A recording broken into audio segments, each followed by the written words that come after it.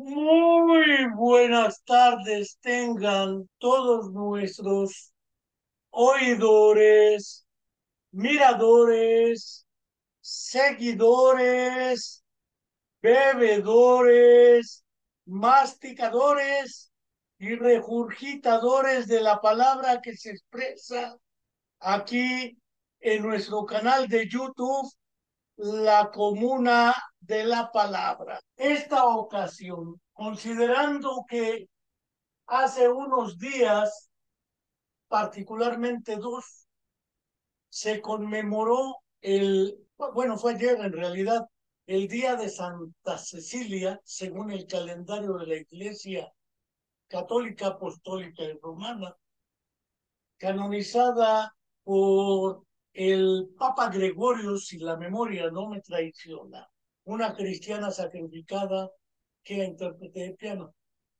Ahí dejo el dato.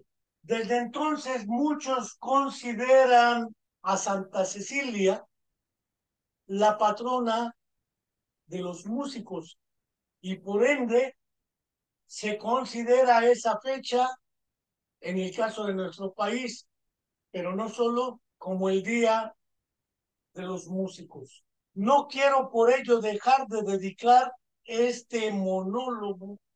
En realidad, al rato comparto el cartel, esta interpretación, recordando el primer verso con el cual José Hernández comienza su Martín Fierro, dedicado a nuestros queridos amigos Cornelio, Tomás y los integrantes todos, cuarta, quinta, tercera generación de la banda de Tlayacapan, en Tlayacapan, Morelos, México. Y no quiero dejar de hacerlo porque objetivamente ellos durante más de un siglo y medio han sostenido un trabajo de formación y promoción de la música popular y a ellos quiero dedicar esta ocasión, pero no solo a ellos, a mi compadre el músico Alejandro Martínez Ray, quien hubiera compuesto Gotita de Licor, que bien cantó el buen Alfredo Zitarrosa, ya fallecido, a indudablemente Gabino Palomares, un excelente compañero y amigo, al Mastuerzo, al Churro, Arturo Torres, y a otros colegas que dedican su actividad a la música. No quiero, desde luego, dejar de recordar, como decía en el primer verso con el cual inicia el Martín Fierro José Hernández, aquí me pongo a cantar al compás de la vihuela, que el hombre que lo desvela una pena extraordinaria, como el ave solitaria, con el cantar se consuela. Vaya a ellos esta interpretación, que en realidad no va a ser musical, pero fue una manera analógica de referirla. No quiero, antes de comenzar, dejar de recordar cómo cada semana hago, porque está comprometido así tiempo A en la estructura de nuestra actividad desde sus orígenes y aún antes, desde la existencia de la estación de radio Guarem de nuestro programa La Universidad Debate, de recordar cada semana, mientras no tengamos la verdad histórica, que aún pende esa deuda de la verdad histórica sobre la desaparición forzada de los 43 jóvenes de la Escuela Normal Rural Raúl Isidro Burgos de Ayotzinapa, en Tixla de Guerrero, Guerrero, México,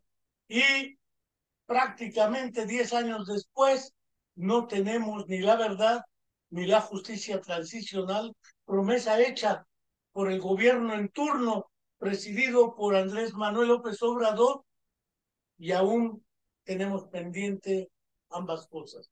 Tampoco quiero dejar de enviar un fraterno saludo a nuestra querida amiga Angélica Rodríguez Monroy, pues ella es mamá de una alumna de nuestra Facultad de Psicología que no pudo concluir sus estudios porque fue secuestrada y desaparecida en contra de su voluntad hace ya más de 10 años. Y desde entonces demandamos su aparición, presentación con vida, la verdad y la justicia transicional.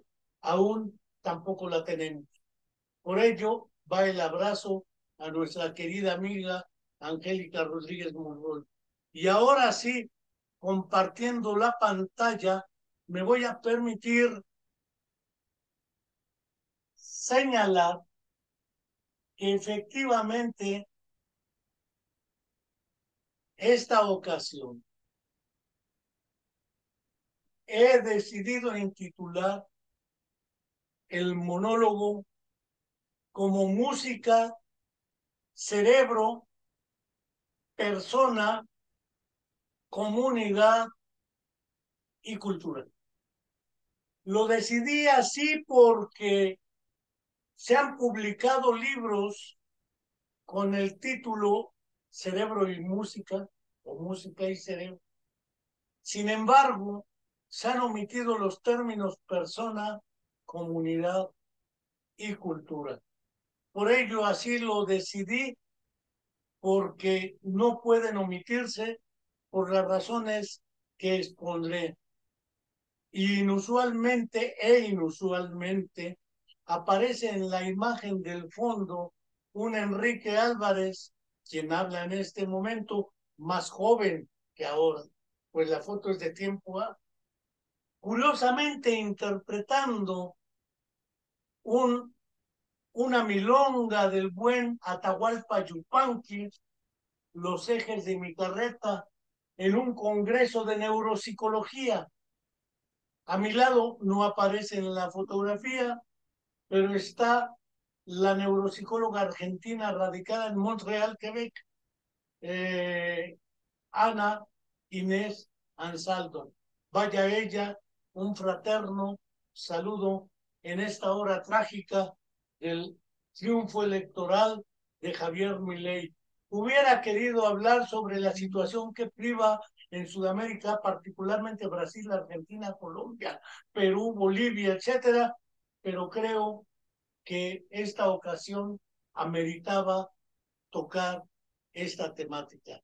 Dejo de compartir y me permitiré presentar a ustedes otro libro que apareció tiempo A, de los pocos personajes que en la historia de la neuropsicología, neuropsicólogo o neurólogo británico, ya fallecido no ha mucho tiempo, Oliver Sacks, el libro Musicofilia.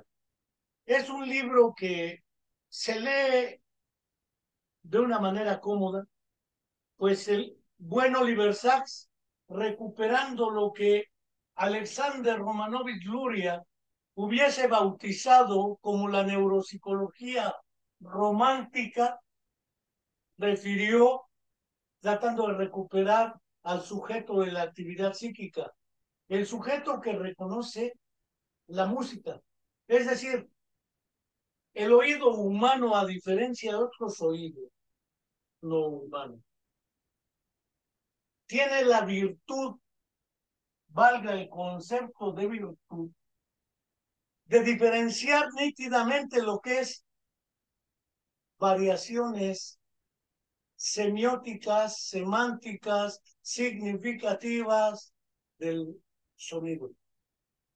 No es lo mismo escuchar un ruido que nos permite diferenciar, por ejemplo, el ladrido de un perro, el maullido de un gato, el trinar de un ave, el graznar de otra, el piar de otro animal, y reconocerlos como sonidos producidos por seres vivos, no humanos, y diferenciarlos nítida y claramente de un avión, de un automóvil, de un sonido constante, el tic-tac de un reloj de pared, de un sonido constante al cual podemos habituarnos, de un ventilador por su motor, y diferenciarlo de la voz humana, reconocer si es voz de hombre o de mujer. Si en la carga tonal lleva un signo de admiración, mira qué hermosa mañana,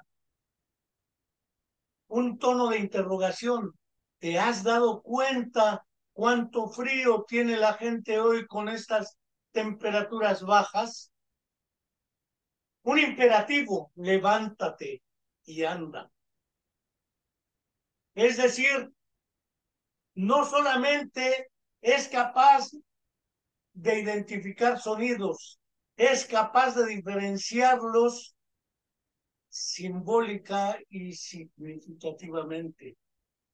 Y más aún, el oído humano es capaz de diferenciar la voz, los sonidos diversos que se producen en el entorno y desde luego el lenguaje articulado fonéticamente, lo que permite reconocer las palabras y sus usos en el proceso de la comunicación humana.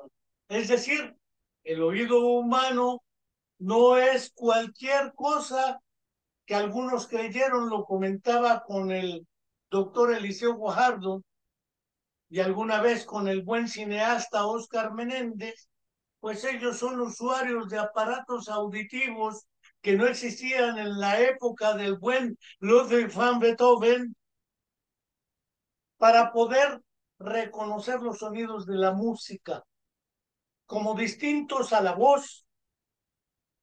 Y decía tanto Oscar Menéndez como Eliseo Guajardo Ramos que esos aparatos auditivos pueden amplificar volumen y algunos tonos, pero no necesariamente permiten reconocer nítida y claramente la voz, la palabra y sus cargas.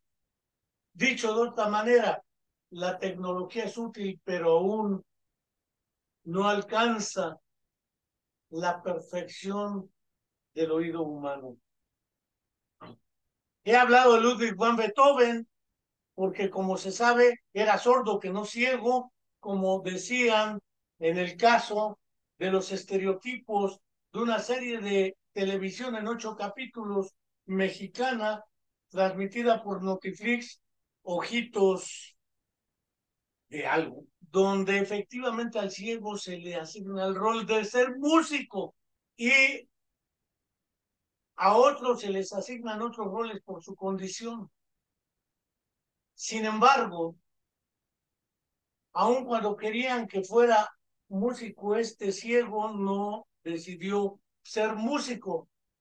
Y le ponen el ejemplo de Beethoven, pero Beethoven era sordo, no ciego. Y no era sordo de nacimiento, fue quedándose progresivamente sordo. Pero una cosa es escuchar y otra cosa es reconocer. Cuando apareció documentado el fenómeno de la amusia, secundaria a daños selectivos en algunas estructuras del cerebro,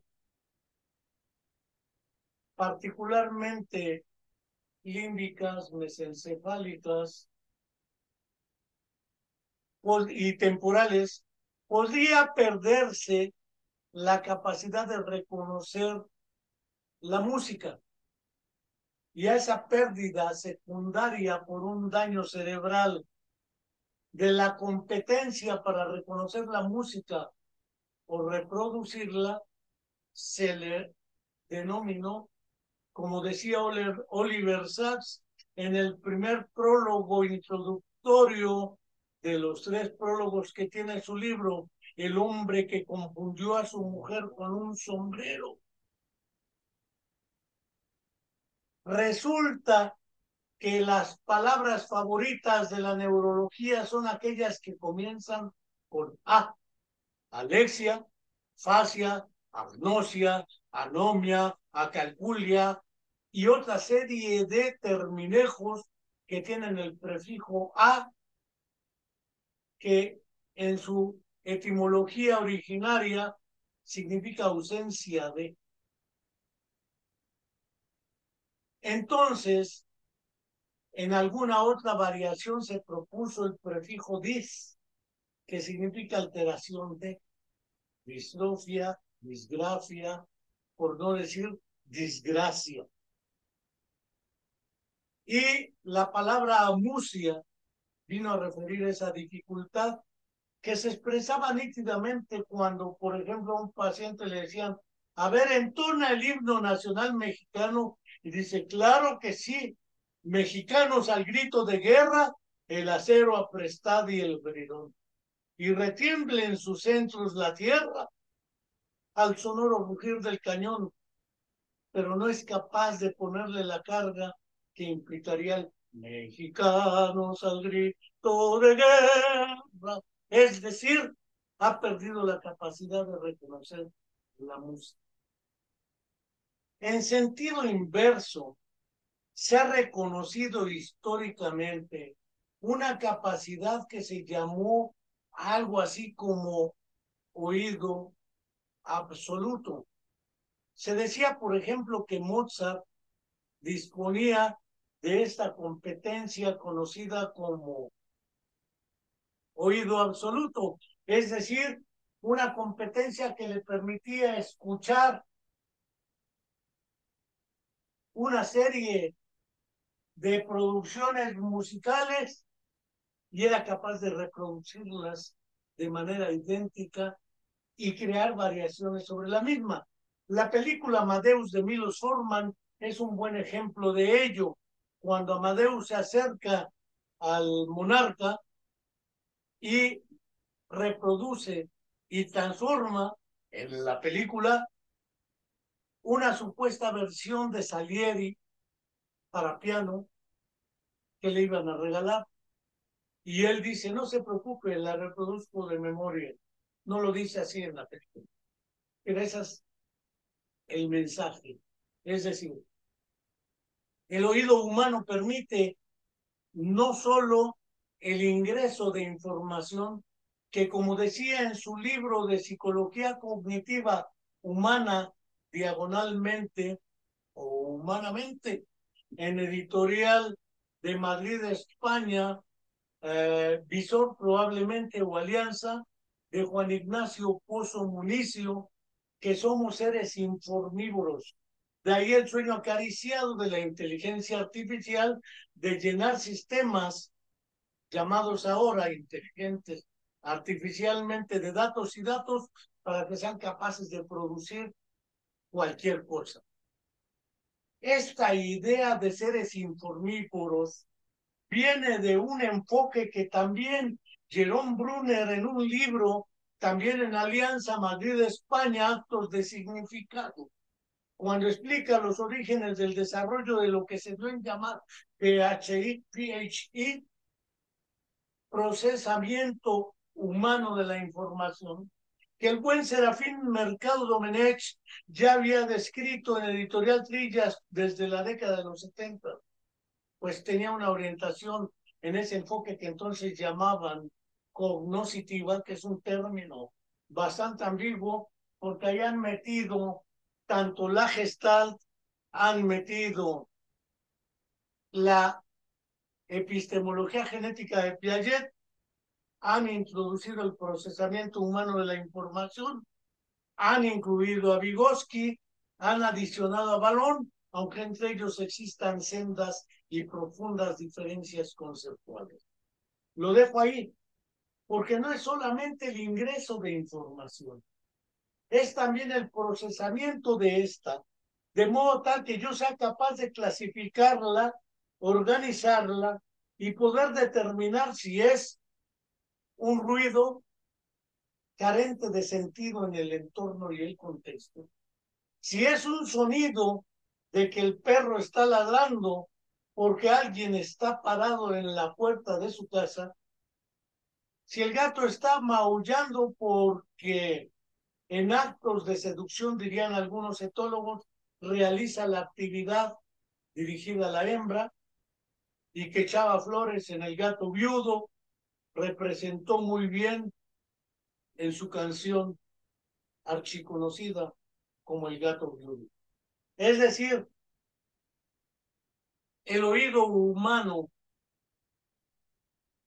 y no solo el cerebro humano, porque el cerebro sin el oído humano, si fuera sordo congénito o de nacimiento, o ciego sordo de nacimiento, vendría el problema de cómo diferenciar un sonido de otro por sus propiedades. Y ahí es donde recuerdo un documental exquisito del cineasta alemán Werner Herzog, El país del silencio y la oscuridad, dedicado a exponer una especie de trabajo biográfico, la primera parte de la ciega sorda alemana Firmi Straubinger, que no Helen Keller, que también era ciega sorda, pero con una pequeña diferencia entre ambas.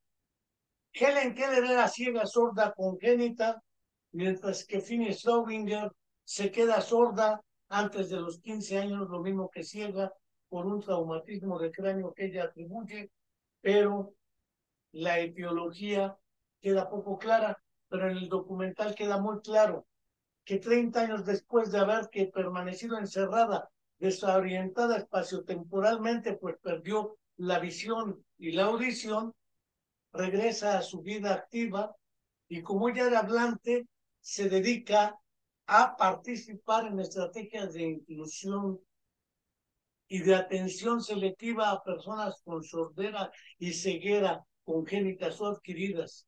La segunda parte del documental está dedicada a la sordiceguera congénita. En la primera parte dedicada a Finny Straubinger, se observa una escena que a mí particularmente me impactó. Hay un acto público con el presidente de la República reconociendo a la Asociación de Sordiciegos. Y un cuarteto se encarga de presentar, si la memoria no me traiciona, un cuarteto de Mozart. Y lo que me sorprende es que Finny Straubinger está en ese evento escuchando el cuarteto y era capaz de diferenciar un cuarteto de Mozart de una sonata de Beethoven. Siempre me pregunté, y desde antes lo hice con el ciego Tomás en el internado donde estuve, el Centro de Recuperación Infantil, ¿por qué el Doidas aprendió a tocar la guitarra, a interpretar en esa época todas y cada una de las canciones de Creedence Clearwater Revival? Desde entonces, de lo poco que he escuchado de ese estilo de música, han sido los Creedence. Sin embargo, Finny Straubinger explica que ella es capaz de diferenciar por las vibraciones epidérmicas, le hace la información táctil activa, aunque ella no esté palpando la música, porque la música le llega por las vibraciones del sonido a su cuerpo y a su piel, y ha sido capaz de diferenciar una sonata de un cuarteto, de Mozart y Beethoven. Y si ello fue capaz de compensarlo, valga el término utilizado por Lev S. Vygotsky en sus fundamentos de defectología, naturalmente que la hipercompensación y la compensación, términos retomados de un psicoanalista, el primer psicoanalista comunista alemán, ¿sí?, que tuvo además raquitismo, el primer expulsado de la Asociación Psicoanalítica de Viena por su orientación ideológica y política, de ahí retoma ese término.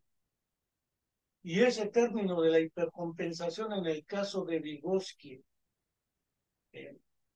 es un término que permite reconocer que el cerebro es mucho más complejo de lo que hemos pensado Y muy probablemente, como lo señalaba en el fenómeno humano, el sacerdote era curioso porque era materialista, darwinista y algo cercano a Marx.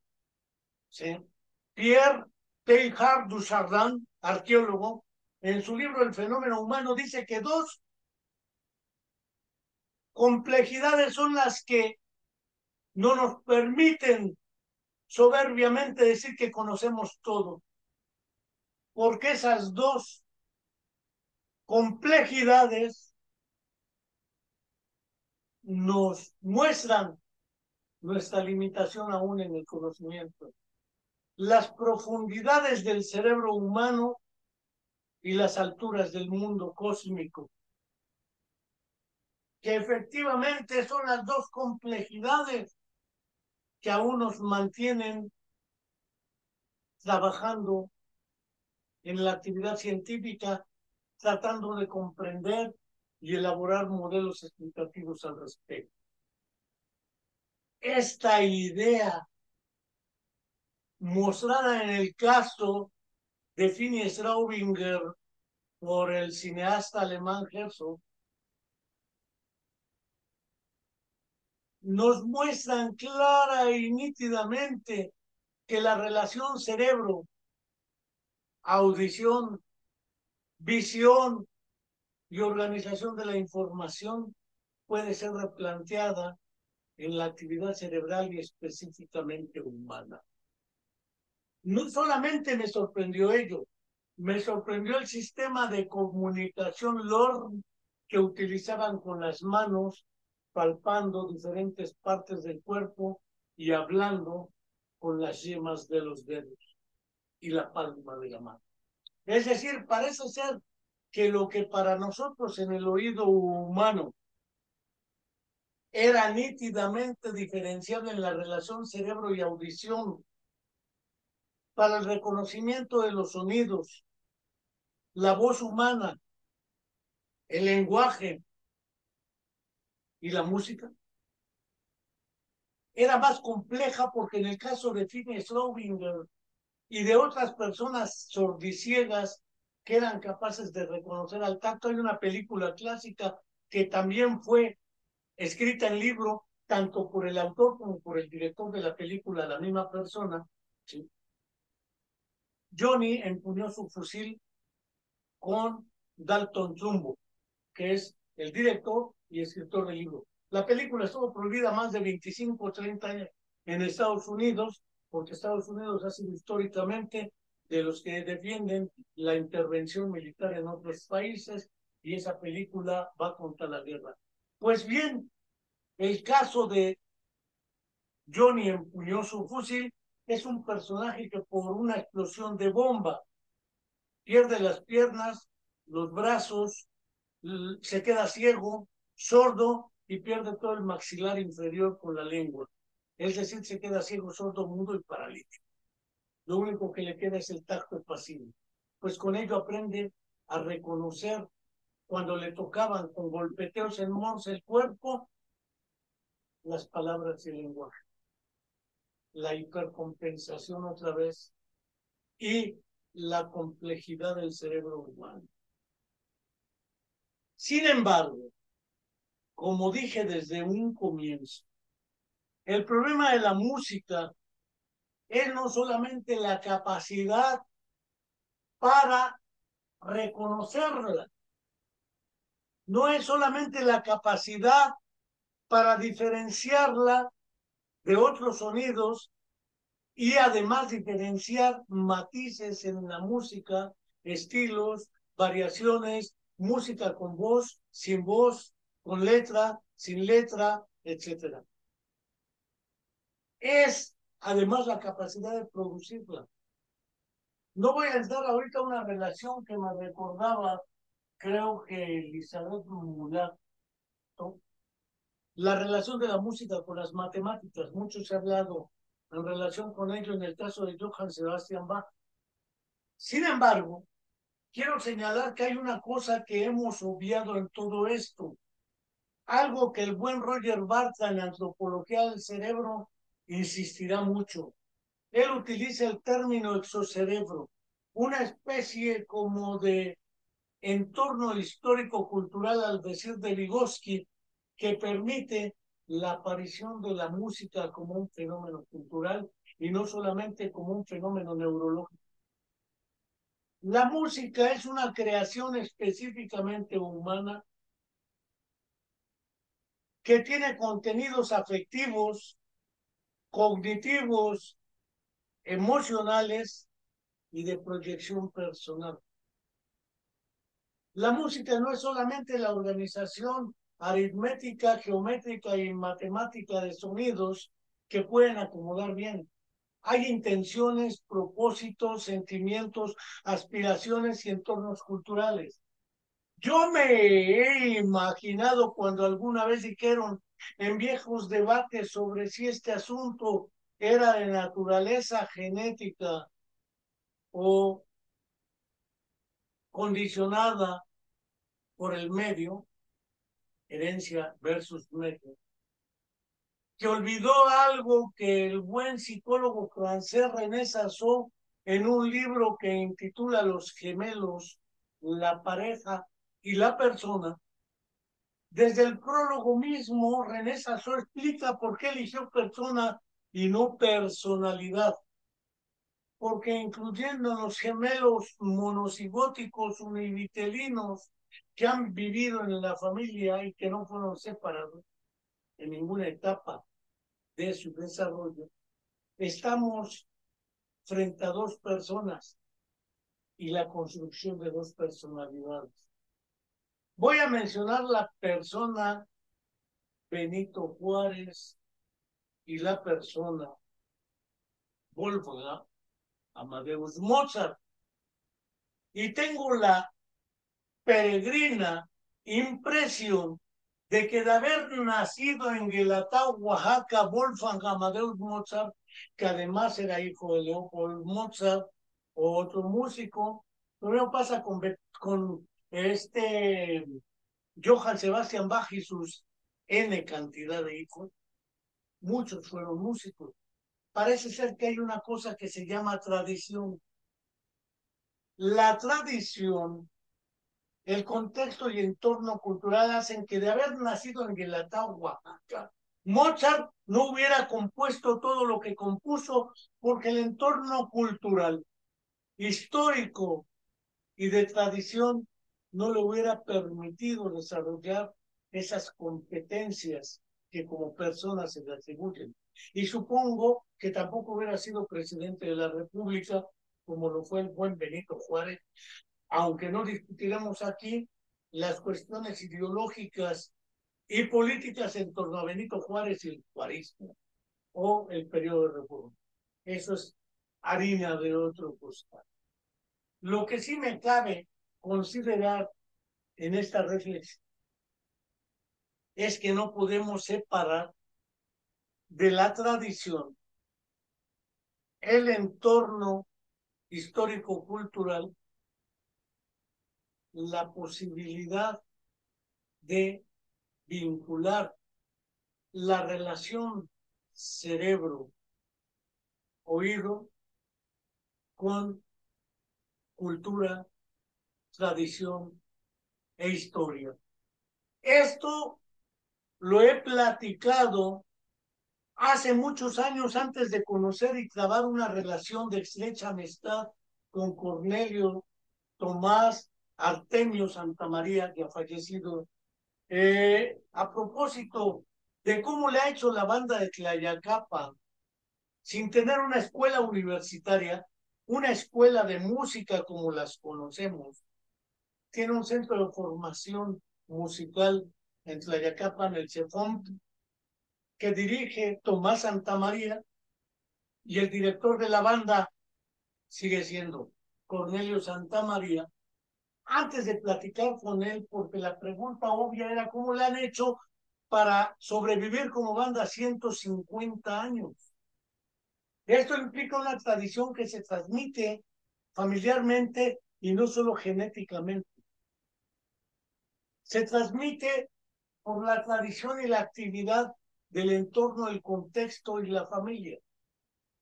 Antes de entrar al asunto de la banda de Tlayacapan y Cornelio, Artemio, Tomás y los demás Santa María, quiero recordar que alguna vez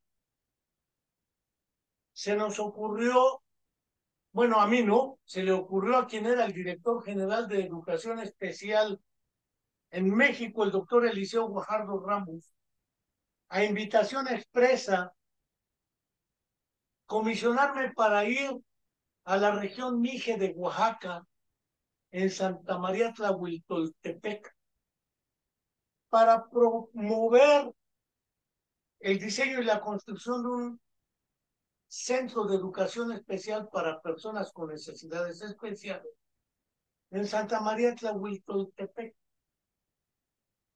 En esa ocasión, yendo con la representación del doctor Eliseo Guajardo, yo era el encargado técnico de la Dirección de Educación Especial, por ello entiendo lo que sería equivalente a un coordinador académico y técnico profesional, no administrativo, de la propia actividad en educación especial.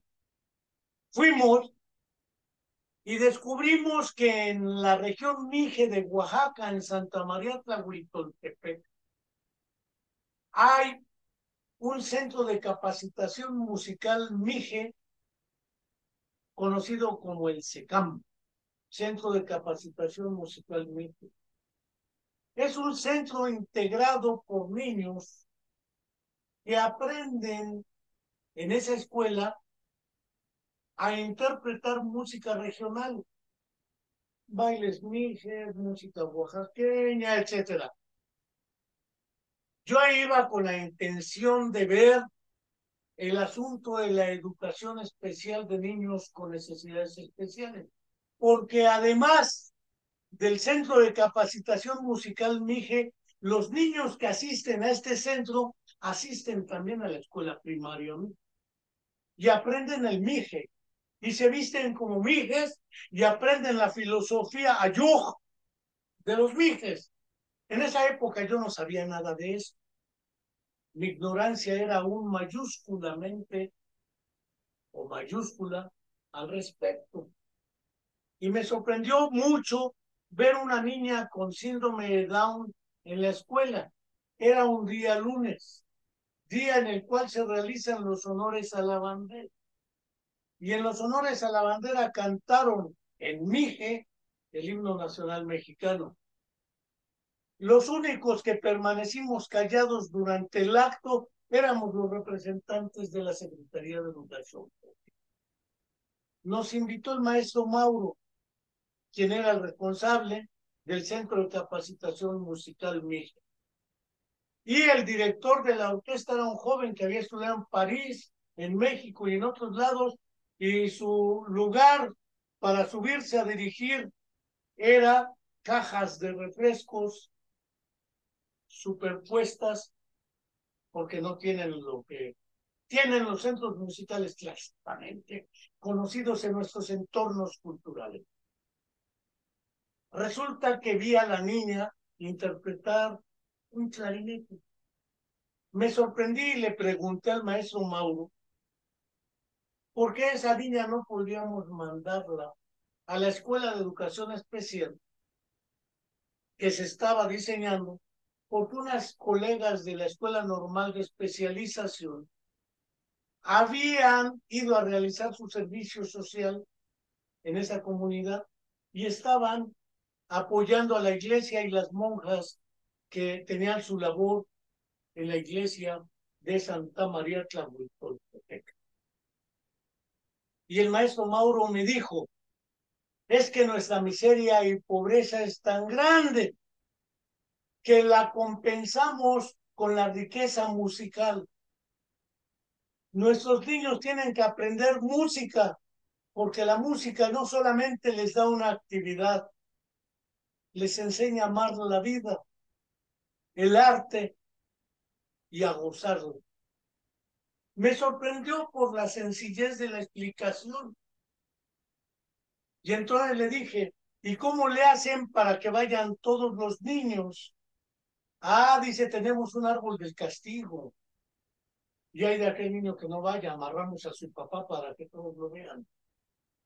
Es decir, hay tradiciones culturales que hacen que se permee en la comunidad el valor de una actividad que distingue a esa comunidad de la otra. Más abajo de Santa María Tlahuitoltepec está Totontepec, que también son mijes y hablan mije, aunque hay variantes entre el mije de Totontepec y el mije de Tlahuitoltepec, o hasta ese tiempo lo sabía. Y cuando me hablaron de la filosofía Ayuk, le dije, bueno, ¿y eso qué carajos es? Porque hasta donde yo entiendo filosofía se divide entre presocráticos, socráticos, y lo demás no existe.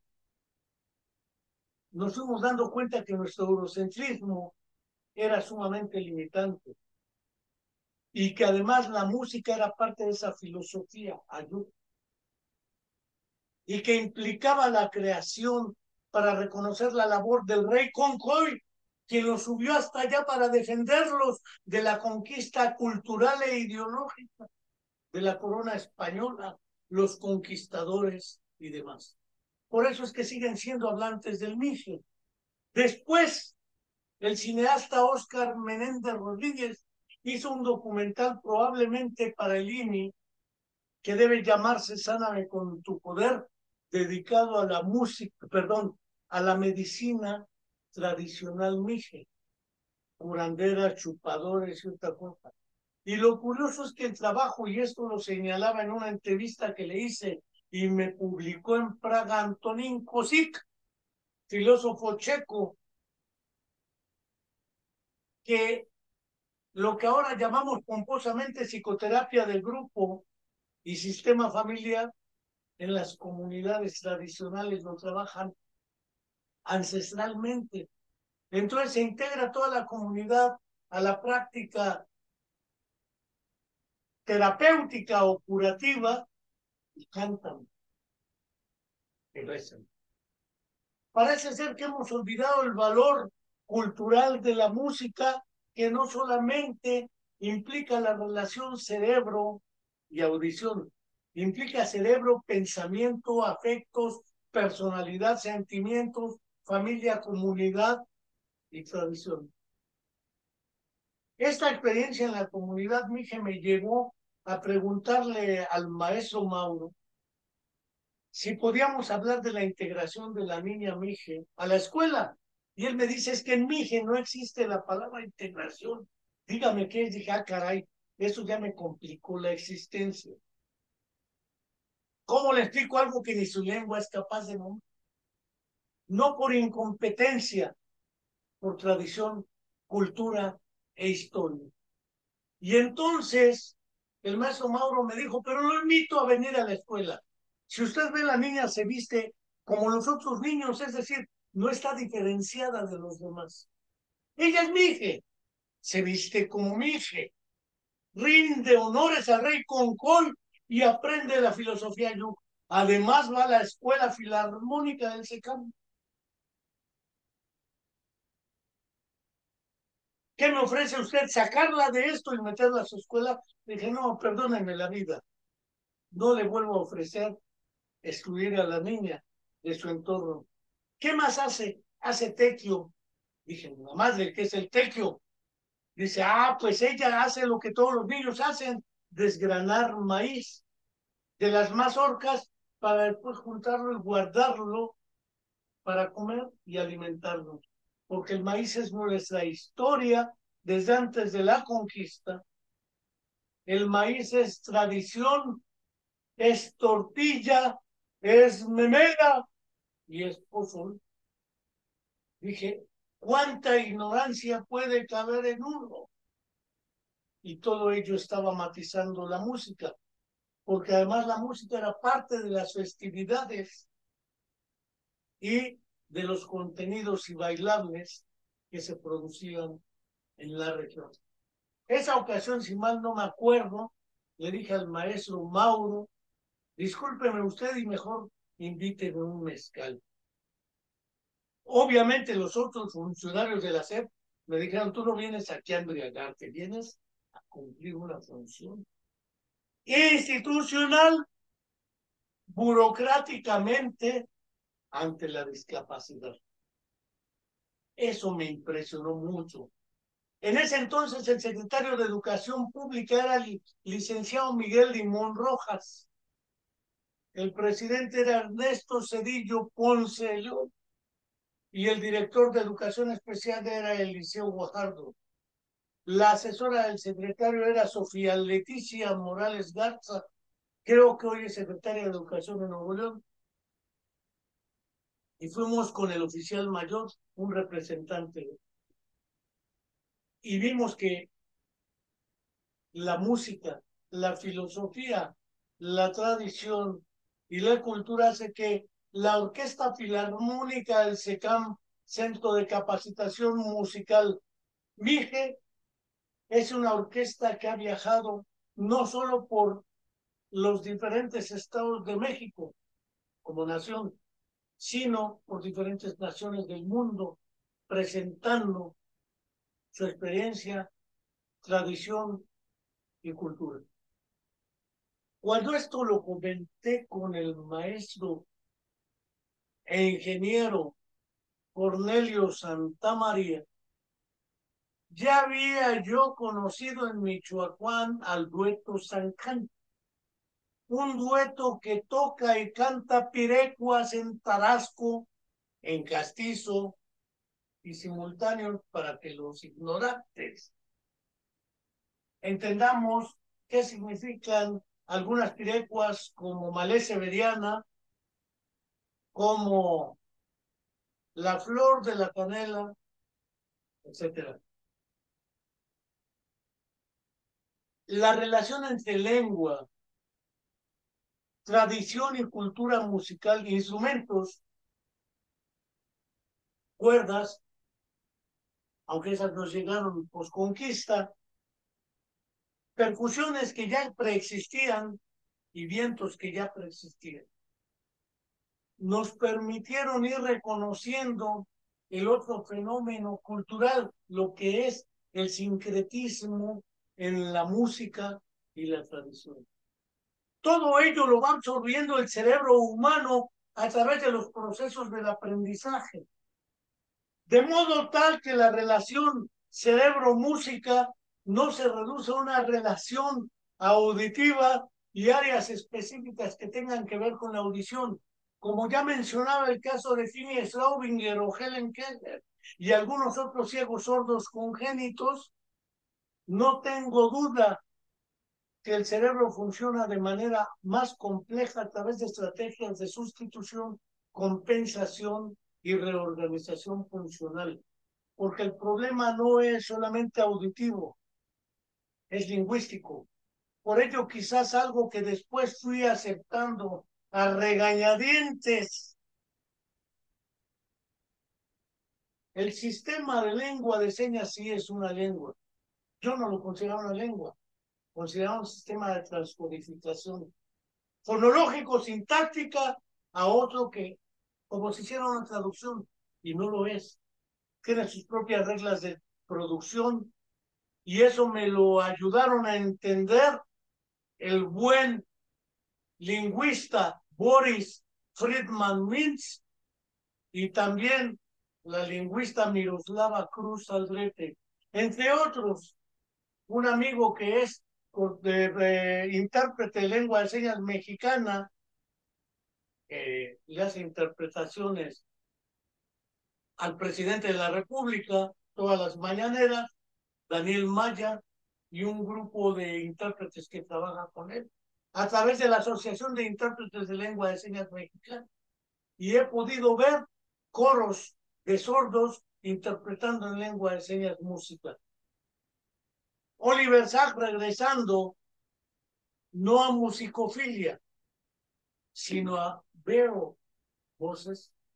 Libro dedicado a la cuestión de las comunidades de personas sordas y de la Universidad de Gallaudet en Estados Unidos, ha planteado clara y nítidamente esa relación de complejidad entre la lengua y otros fenómenos como las alucinaciones y los delirios, que si existen en comunidades o personas sordas congénitas, es porque no son alucinaciones auditivas, serían lingüísticas, como refiriera en un artículo un colega argentino de apellido Lucich, las alucinaciones lingüísticas.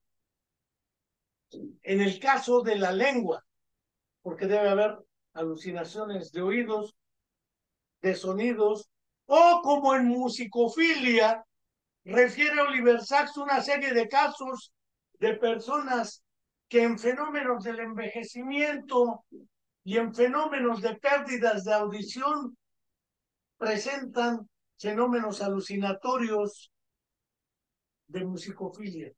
Gente que no puede dejar de escuchar a ninguna hora, por ejemplo, la coral de la novena de Ludwig van Beethoven, lo que se conoce como el himno a la alegría, ataques musicales, en convulsiones epilépticas, sensaciones auditivas, en casos de migraña, auras musicales y en casos, por no enunciar otros, delirios musicales.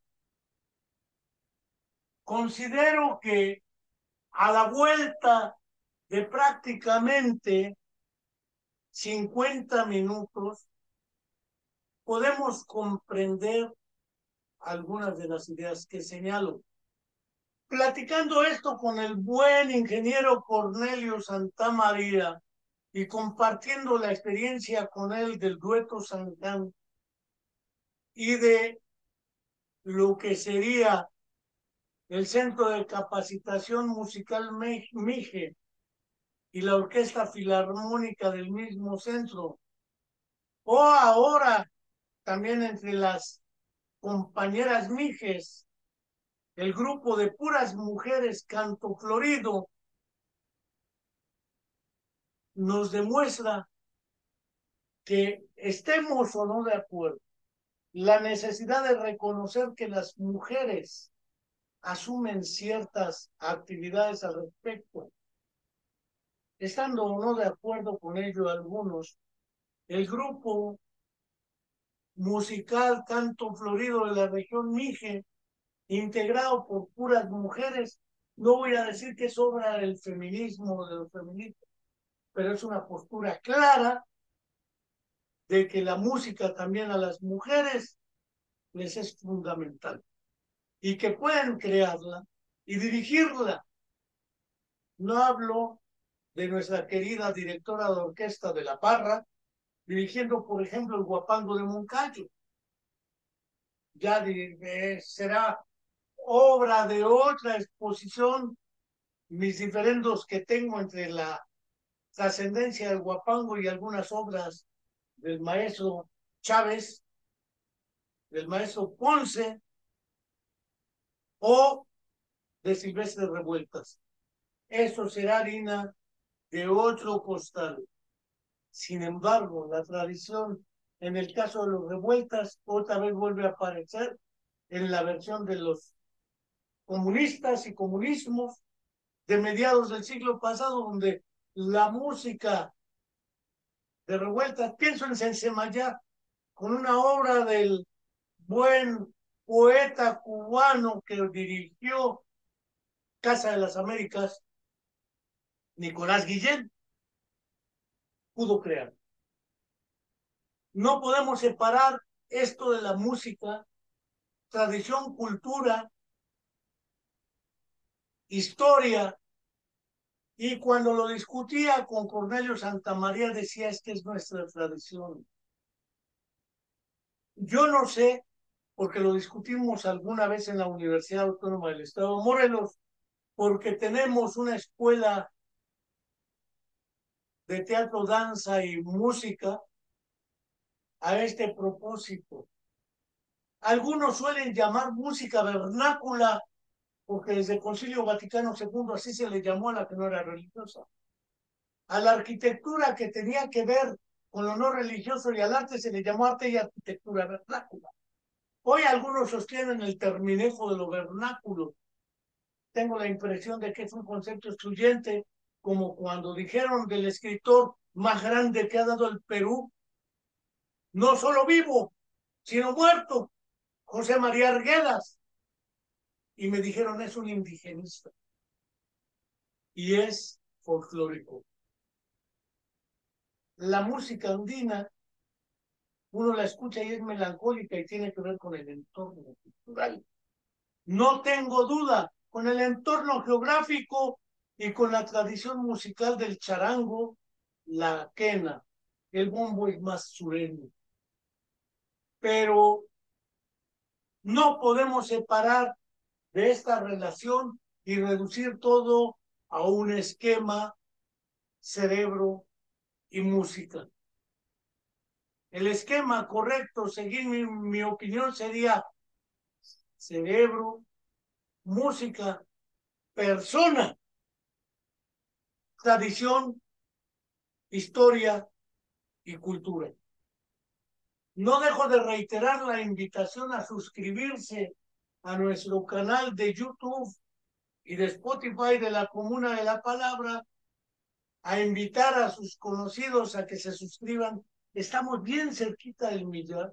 Es un canal sin fines de lucro y que ya cuenta con un repositorio de más de 375 programas consecutivos a lo largo de 5 años y que seguiremos produciendo hasta que el destino nos alcance a pesar de los pesares. Hasta la próxima y muchas gracias.